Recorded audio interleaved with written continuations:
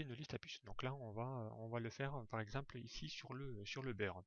Donc on va cliquer juste devant la marge et pour sélectionner effectivement voilà le beurre. Ensuite, nous allons aller donc dans l'onglet Accueil, dans le groupe Paragraphe, et nous allons ici cliquer sur voilà, les listes à puces, démarrer une liste à puces. Donc là, par défaut, il n'y en a aucune. Et voilà, il suffit de positionner votre souris pour voir la visualisation directement.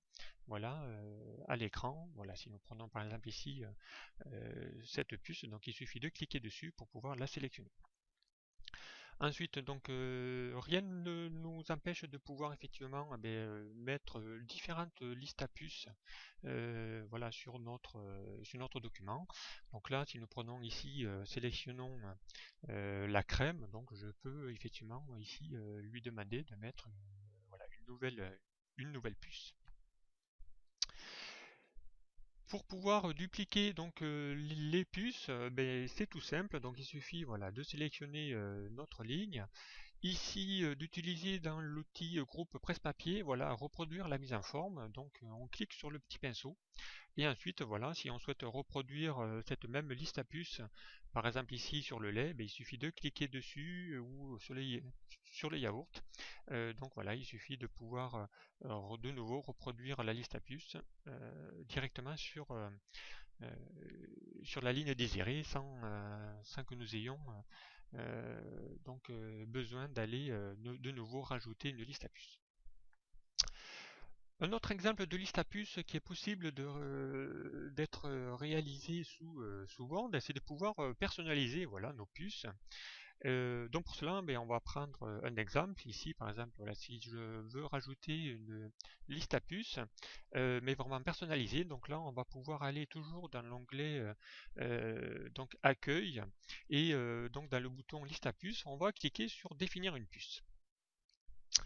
Et là, donc, on a la possibilité de pouvoir voilà, soit rajouter des symboles ou directement des images. Donc, si on prend le cas de rajouter une image comme liste à puces, voilà, il suffit de cliquer sur le bouton image et ensuite voilà, de faire une recherche. Ici, nous sommes voilà, dans les poissons. On va pouvoir taper le mot poisson, faire ici cliquer sur recherche, et là, donc, sur les clipart, nous allons avoir voilà, différents poissons. Différentes images voilà, sur le thème des poissons. Et si nous prenons par exemple voilà, ce petit poisson, on va pouvoir le sélectionner, faire OK pour valider. Voilà, de nouveau OK, et on voit qu'effectivement le dessin s'est reproduit directement voilà, sur la liste à puces. Donc voilà, si nous pouvons ici reproduire voilà, sur le même chose, voilà, nous avons ici les listes à puces sous forme de dessin qui peut être effectivement intéressant de pouvoir personnaliser nos listes à puces. Donc une liste à puces se comporte comme un texte, donc voilà, ça peut être également personnalisable. Donc voilà, on peut effectivement soit agrandir nos listes à puces, leur donner des couleurs. Si nous souhaitons effectivement leur donner des couleurs, on peut sélectionner la puce.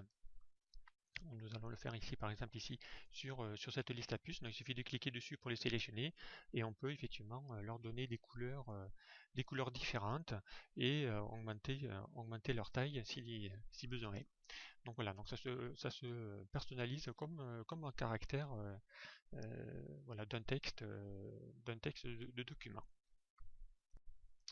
Voilà, donc nous l'avons vu, différentes façons et manières d'utiliser donc les listes à puces.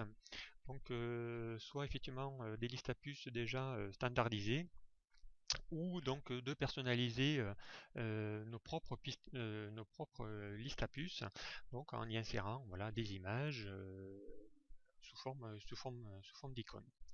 La dernière possibilité de pouvoir utiliser une liste à puces, c'est de pouvoir également effectivement y insérer des symboles. Donc là, pareil, donc on va pouvoir sélectionner ici nos lignes sur lesquelles nous souhaitons y apposer donc des listes à puces. Donc toujours dans l'onglet accueil, dans le groupe paragraphe, donc on va définir une puce, et là on va pas choisir image mais on va choisir symbole.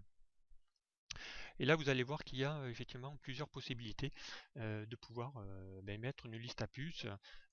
Si nous prenons effectivement dans les types de police, les polices de type WebDing, qui sont les plus connus. Donc on peut effectivement insérer comme liste à puces voilà, des symboles. Si nous prenons par exemple ici voilà, une petite map mode, donc on peut effectivement insérer ce type de police et là on a effectivement nos caractères symboles qui, euh, qui s'écrivent sous format de liste à puces. Voilà, donc ce tutoriel est maintenant terminé. J'espère que vous aurez effectivement appris à utiliser voilà, des listes à puces et de pouvoir les personnaliser vous-même dans vos prochains documents. Merci de m'avoir suivi et puis à très bientôt sur un prochain tuto. Au revoir.